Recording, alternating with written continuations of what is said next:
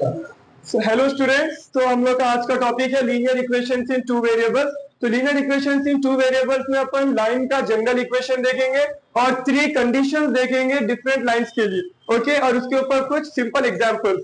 तो linear equations in two variables, what is the meaning of linear? Linear का मतलब है कि इक्वेशन का डिग्री 1 रहना। Okay, what is the degree? Highest power. तो लीनियर मींस ऐसे इक्वेशन जिसका हाईएस्ट पावर 1 रहता और टू वेरिएबल्स, और हर इक्वेशन में हम लोग के पास यहाँ पर 2 वेरिएबल होंगे। एक रहेगा इंडिपेंडेंट वेरिएबल और एक रहेगा dependent variable. So x will be always independent variable and y will be always dependent variable. ठीक है, तो y हमेशा x पे डिपेंड रहेगा। तो हम लोग का हर लीनियर इक्वेशन x और y के टर्म्स में दिया जाएगा। तो यहाँ पर देखिए general form of linear equation, ये है general form of linear equation ax plus by plus c is equal to 0। हर लीनियर इक्वेशन ये फॉर्म में रहता। ठीक है, तो x का कोएफिशिएंट a है, y का कोएफिशिएंट b है एंड कांस्टेंट c है, दैट इज इक्वल टू 0। क्योंकि हम लोग का chapter pair of linear equations in two variables है, तो हम लोग को एट ए टाइम 2 इक्वेशंस के साथ डील करना है। ठीक है, तो यहाँ पर हम लोग थोड़ा सा इक्वेशन को अपन मॉडिफाई करें, क्योंकि 2 इक्वेशंस है, इसलिए a1x plus b1y plus c1 is equal to 0 ये हम लोग का फर्स्ट लाइन के लिए इक्वेशन होगा। ये किसका इक्वेशन है? लाइन का इक्वेशन है। ओके, तो second equation a2x plus b2y plus c2 is equal to 0, ये वाला इक्वेशन हमारा सेकेंड लाइन के लिए रहेगा। तो यहाँ पर पेयर ऑफ लीनियर इक्वेशन है, एक बार में हम लोग को 2 लाइंस के साथ डील करना है। तो पहली लाइन का इक्वेशन 1 के साथ रिप्रेजेंट करेंगे और दूसरी लाइन का इक्वेशन 2 के साथ रिप्रेजेंट करेंगे। ओके, तो यहाँ पर जब इस टाइप के इक्वेशन जब दिए जाएंगे, for example I have 3x plus 2y plus 5 is equal to 0, 4x minus y plus 7 is equal to 0, ये 2 इक्वेशन गिवन है। ओके, ये इक्वेशन को जब हम लोग सॉल्व करेंगे, सॉल्व करके ग्राफ में प्लॉट करेंगे तो हम लोग को स्ट्रेट लाइन मिलती।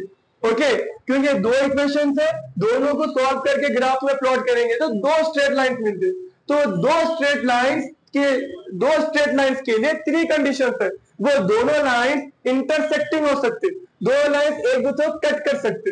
ओके, वो दोनों लाइंस कोइंसिडेंट हो सकती, लाइन के ऊपर लाइन आ सकती। ओके, और वो दोनों लाइंस पैरेलल हो सकते।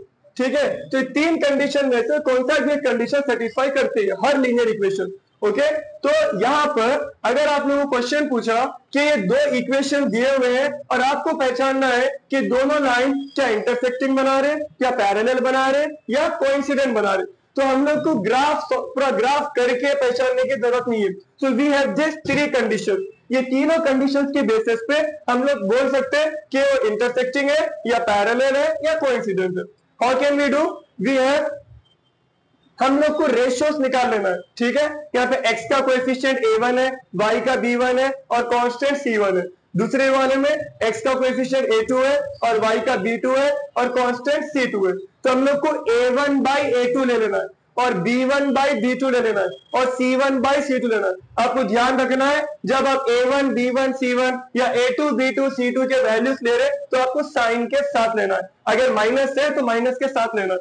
ओके, तो अगर a1 by a2 की वैल्यू नॉट इक्वल है b1 by b2 के, मतलब x के दोनों कोएफिशिएंट को डिवाइड करने से और y के दोनों कोएफिशिएंट को डिवाइड करने से अलग अलग आंसर आ रहे, तो उसका यह मतलब है कि वो दोनों lines intersecting lines.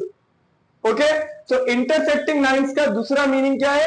They have unique solution, मतलब दोनों लाइन एक ही पॉइंट पे मिलते, एक ही जो पॉइंट पे हम लोग मिलते हैं उसको सॉल्यूशन बोलते। तो इंटरसेक्टिंग लाइंस में सिर्फ एक ही सॉल्यूशन होता, वो है यूनिक सॉल्यूशन।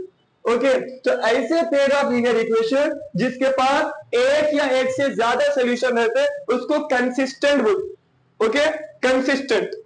और ऐसे लीनियर इक्वेशन जिसके पास एक भी सॉल्यूशन नहीं रहता उन लोगों को इनकंसिस्टेंट बोलते। तो एग्जाम में क्वेश्चन आ सकता, verify whether the following equations are consistent और इनकंसिस्टेंट। ठीक है, तो इस टाइप के क्वेश्चन। सेकेंड, अगर a1 by a2 की वैल्यू इक्वल है b1 by b2 के एंड इक्वल है c1 by c2 के, अगर A1 by A2 का आंसर और B1 by B2 का आंसर और C1 by C2 का आंसर, तीनों के आंसर अगर सेम है तो इसका ये मतलब है कि ये दोनों लाइंस कोइंसिडेंट लाइंस है।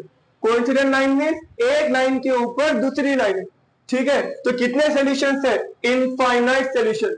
एक लाइन दूसरे लाइन के हर पॉइंट पे टच कर रही, it means that infinite solution. जैसा ही आपको बताया गया, एक या एक से ज्यादा सॉल्यूशन है तो उसको कंसिस्टेंट बोलते, ठीक है। And third condition is if A1 by A2 is equal to B1 by B2 but not is equal to C1 by C2। शुरू के दो रेशियोज इक्वल है लेकिन तीसरा वाला अलग है।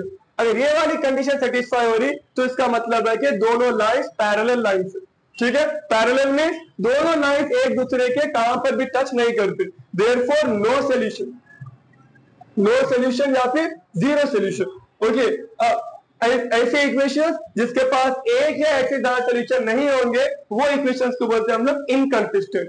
तो इन तीनों में intersecting lines and coincident lines are consistent and parallel lines are inconsistent, ठीक है। तो इंटरसेक्टिंग लाइंस का ग्राफ कुछ ऐसा रहता, ये है कोइंसिडेंट लाइन, एक लाइन के ऊपर दूसरी लाइन है, ओके। और ये है पैरेलल लाइन जहां पर दोनों एक भी पॉइंट पे मैच नहीं कर रहे, एक भी पॉइंट पे मीट नहीं कर रहे, ठीक है। तो ये है basic general concept of linear equation, जिससे अक्सर एक 2 मार्क या फिर ऑब्जेक्टिव में क्वेश्चन आया करते। Okay, let us see the example. So let us see these two examples, okay? तो यहाँ पे पेयर ऑफ लीनियर इक्वेशन दिए हुए हैं और हम लोग को पहचानना है कि दोनों इक्वेशन इंटरसेक्टिंग है या कोइंसिडेंट है या पैरेलल है, ओके। तो सबसे पहले हम लोग को रेशियो फाइंड करना है। See here, what is A1? A1 की वैल्यू है 5, जो भी x से पहले रहेगा वो A1 आएगा। What is B1? B1 की वैल्यू है -7 एंड व्हाट इज C1? ये 2 को अंदर लेके आने के बाद -2। What is A2? It is 10। What is B2? y के सामने जो है वो B2 है 14। What is C2? 4 अंदर आने के बाद -4 होता, इसलिए -4। अब रेशियो फाइंड करिए, A1 by A2। A1 by A2 क्या है? 5 by 10। तो 5 1 जा, 5 2 जा, so answer is 1 by 2।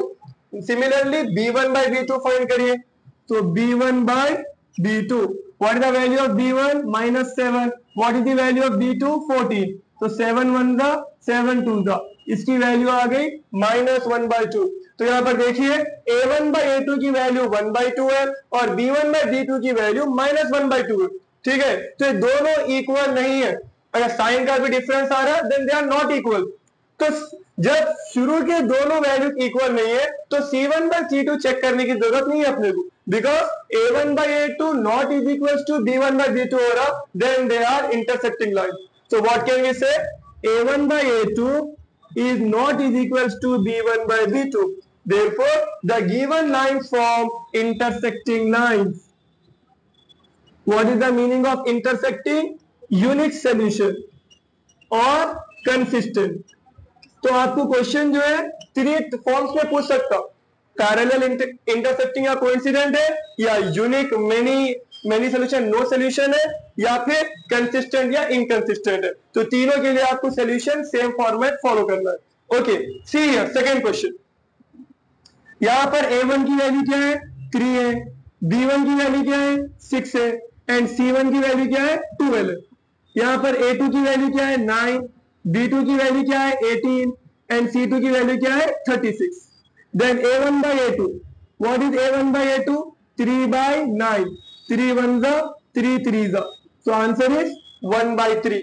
Next B1 by B2 find करिए, what is the B1 value? 6, B2 value is 18, 6 1 जा, 6 3 जा, again it is 1 by 3, right. Next C1 by C2, what is C1? 12, what is C2? 36, 12 1 जा, 12 3 जा, again it is 1 by 3। तो यहाँ पे A1 by A2 की value भी 1 by 3 है, B1 by B2 is also 1 by 3 and C1 by C2 is also 1 by 3। जब तीनों रेशियो इक्वल है then the given lines form coincident lines। So what can we write? A1 by A2 is equals to B1 by B2 is equals to C1 by C2, they are coincident lines। और infinite solution या फिर many solution. Right, और consistent. ठीक है, तो ये basic थी linear equations की। तो अपकमिंग वीडियोस में हम लोग how to solve linear equations using elimination method, using substitution method and using graphical method किस तरह से करेंगे हम लोग कवर करेंगे। Thank you.